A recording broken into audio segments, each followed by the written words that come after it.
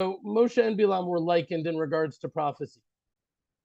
So how was it that this elite prophet on the level of Moses himself was able to be so fundamentally and antithetically different from Moshe when they were on the same level? And I think it came down to his will, came down to his heart.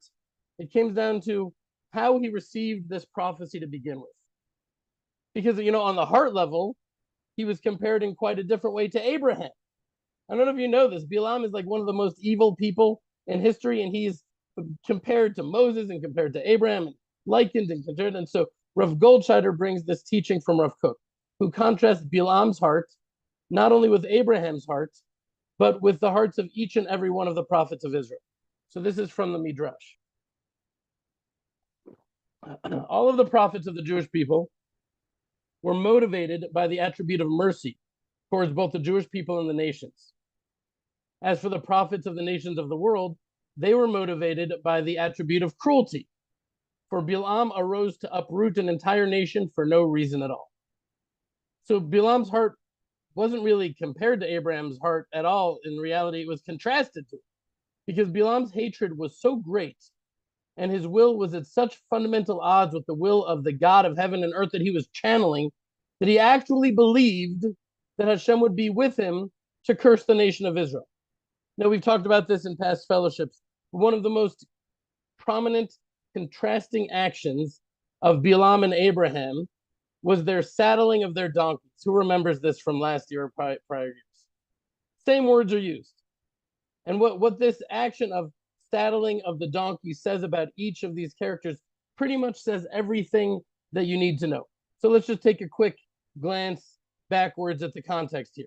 Abraham was commanded by God to sacrifice his beloved son Isaac, who was his spiritual heir. He was his only son with his beloved wife Sarah, the son who had been praying for. And he's asked to sacrifice his son, his message, his future, everything that he knew and understood.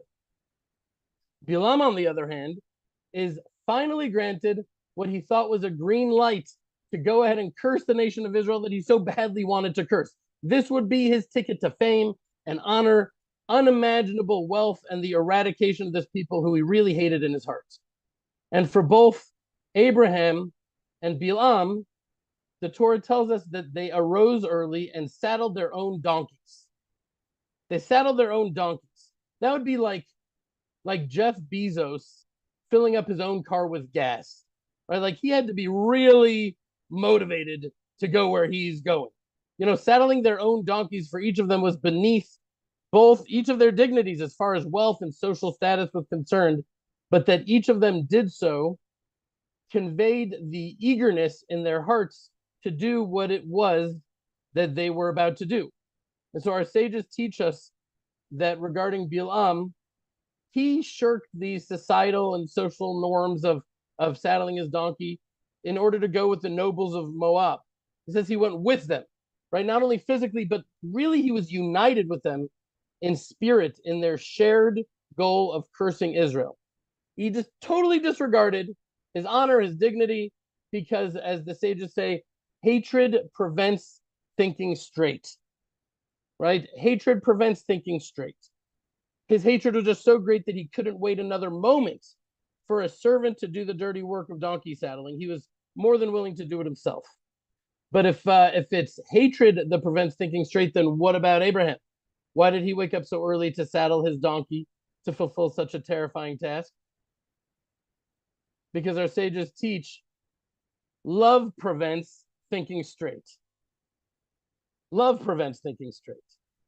These are both the exact same teachings of the sages of Israel from the Midrash. Ethics of Our Fathers, Pirkei Avot, focuses us even more acutely on this difference when it contrasts Abraham with Bilam.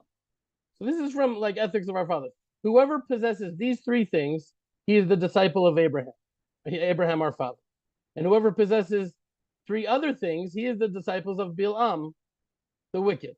A good eye, a humble spirit, and a moderate appetite, he is of the disciples of Abraham our father.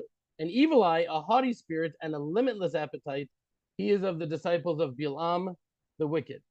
And so Rav Goldscheider points out that this is the fundamental difference. Abraham had an ayin tov. He had a good eye. And what's a good eye? Not like in sniper school. A good eye is someone who wishes good fortune on others. That's why a lot of people, don't post pictures of their children or things that show their wealth or whatever on social media, because they're afraid that people may look at them with an evil eye, with a begrudging eye, with a resentful eye, with a jealous eye, and then the spiritual forces may come against those people and say, do you really deserve that? They don't want to have the energy of that negativity on them. So what's a good eye? A good eye is someone who wishes good fortune on others.